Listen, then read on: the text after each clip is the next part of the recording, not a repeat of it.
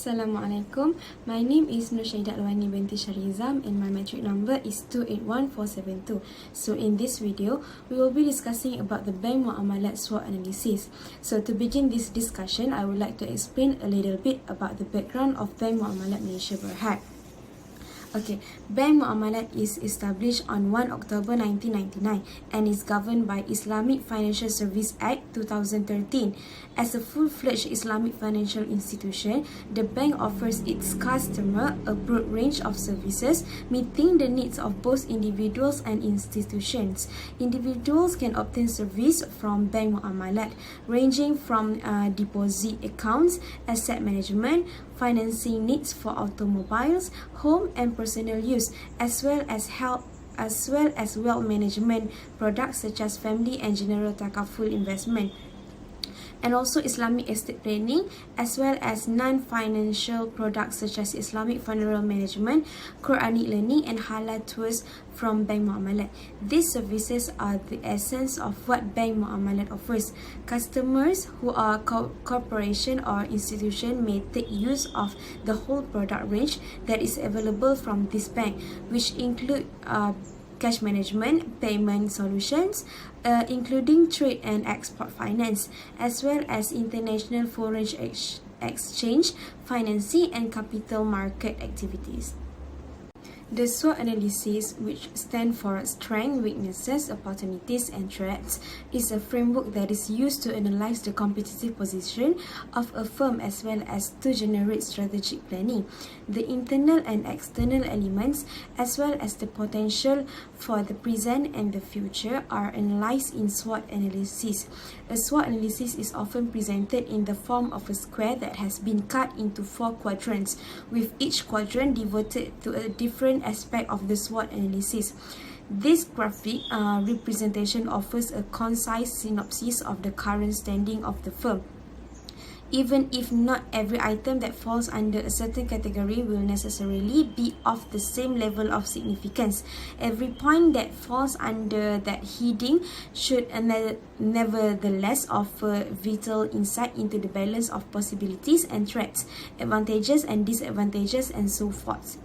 In 2021 and 2022, a SWOT analysis of the Bank Muamalat Malaysia Berhad noted strengths such as strong shareholders, rating outlook is stable, and high profit.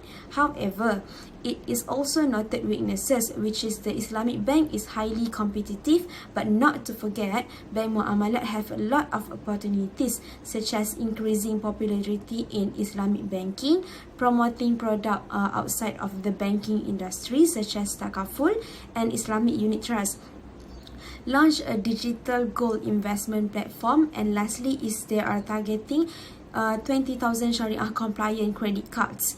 The last item of SWOT analysis is the bank threats. Bank Muamalat threat involves scarcity of individuals who are both experienced and competent, and growing rivalry, particularly among the newly established Islamic financial institutions. The strength of Bank Muamalat.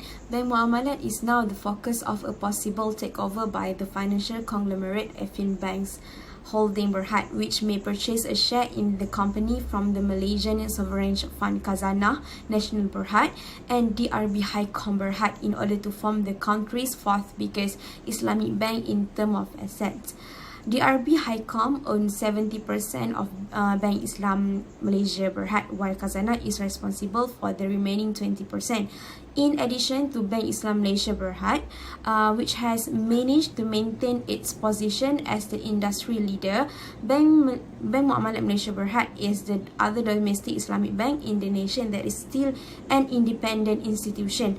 The ratings take into the account to reduce capitalization levels, greater asset quality measures, and improved profitability trend that Bank Muamalat has. It is possible that the long-term rating or the outlook will be raised if the bank is able to maintain the overall progress it has made. Moreover, a greater profit before zakat and tax of 256.6 million was made by Bank Muamalat Malaysia Berhad for the financial year that ended on 31st December 2021. This represents an increase of 46.8% over the 174.8 million that was recorded the previous year. The second item is weaknesses of bank muamalat. Every financial institution has some kind of flaw. So, bank muamalat is confident in its capacity to maintain its rapid expansion, especially in the retail sector, despite the fact that the Islamic banking industry continues to be marked by intense competition. According to the group's President and Chief Executive Officer CEO Khairul Kamaruddin, the company's 5-year strategic plan, which will run through 2024, does not presently include any mergers or acquisition M&A. M&A is not something they would touch for now due to the smaller Islamic lenders. Without wasting any time, I will further this explanation which about opportunities in bank muamalat. Opportunities are defined as positive external conditions that have the potential to offer a business an edge over its competitors.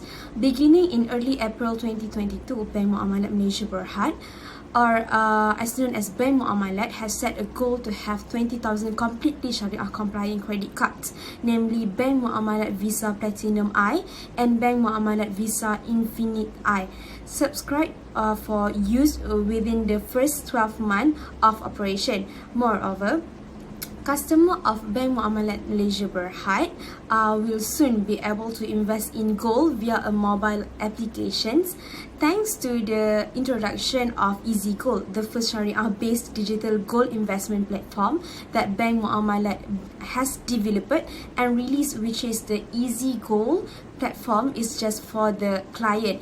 Last but not least, one of the appealing features of the iVisa credit card offered by Bank Muamalat Malaysia Berhad is the ability to consolidate day-to-day transaction into a single Bank Muamalat account.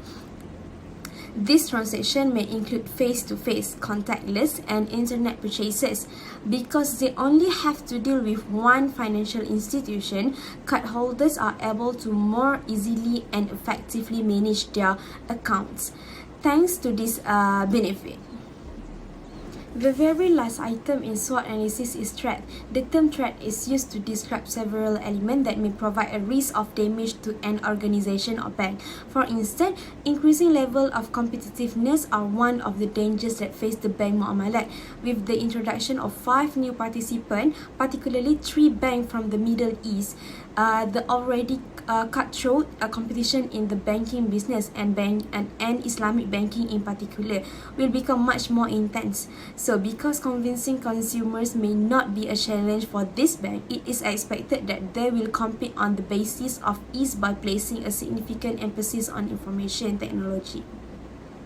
Now, we have come to the end of the discussion. To conclude, a SWOT analysis is a useful technique to lead business strategy discussion. It's powerful to have everyone in the room debate the company's basic strength and shortcoming, describe the possibilities and dangers, and develop options. Oftentimes, the SWOT analysis you imagined before the session alters during to reflect things you were unaware of and would never have recorded if not for the group's involvement. Bank Muamalat may utilize a SWOT for general business strategy session or for a single section such as marketing and manufacturing or sales. This manner, you can see how the overarching plan generated from the SWOT analysis will trickle down to the section below before committing to it. It is one of numerous business planning approaches to consider and should not be utilized alone. Also, each point stated inside the categories is not ranked the same. Thank you and see you again.